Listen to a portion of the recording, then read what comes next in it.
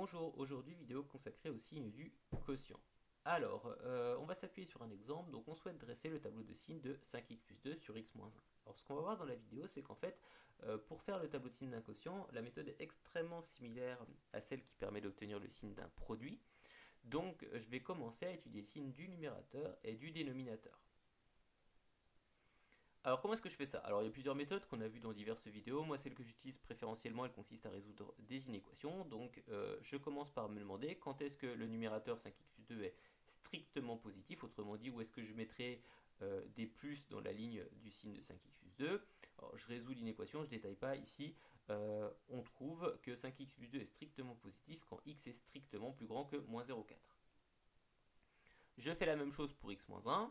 Donc x moins 1 est strictement positif, donc je mettrai des plus dans la ligne du signe de x moins 1 quand x est plus grand que 1.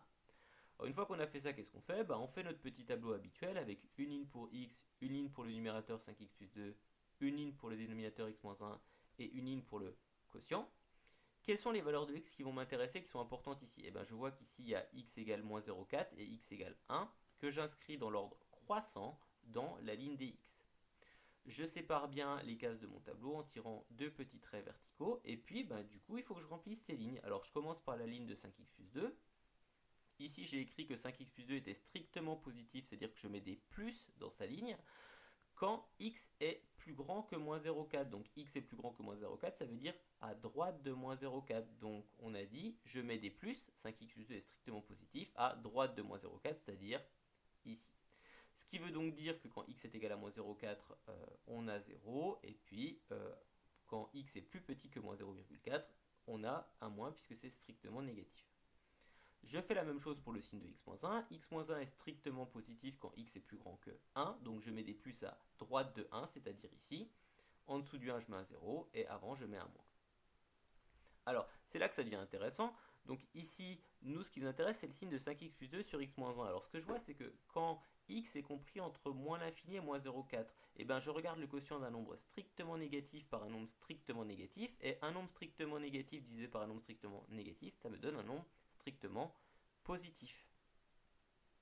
Quand x est égal à moins 0,4, j'ai un nombre qui est égal à 0, donc j'ai 0 divisé par un nombre strictement négatif, puisque quand x est égal à moins 0,4, le signe de x moins 1 c'est strictement négatif. Donc 0 divisé par un nombre strictement négatif, ça fait 0. Quand x est compris entre moins 0,4 et 1, j'ai un nombre strictement positif divisé par un nombre strictement négatif, donc ça me donne un nombre strictement négatif. Alors attention, c'est là qu'il y a la petite subtilité. Quand x est égal à 1, quand x est égal à 1, 5x plus 2, il est strictement positif.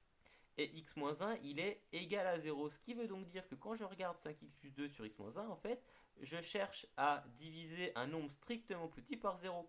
Sauf que ça, vous savez qu'on ne peut pas faire ça. C'est une opération qui n'est pas possible en mathématiques, la division par 0. Donc je signifie ça dans mon tableau en mettant une double barre. Donc là, vous voyez, c'est la différence par rapport au produit. Ici, on peut avoir des valeurs de x pour lesquelles l'expression n'est pas définie. Et donc dans ce cas-là, on le signale dans notre tableau par une double barre. Alors, il ne me reste plus qu'une dernière étape avant de conclure. Donc, quand x est compris entre 1 et plus l'infini, 5x plus 2 est strictement positif, x moins 1 est strictement positif également. Donc, le quotient 5x plus 2 sur x moins 1, strictement positif divisé par strictement positif, ça me donne strictement positif. Et mon tableau est terminé.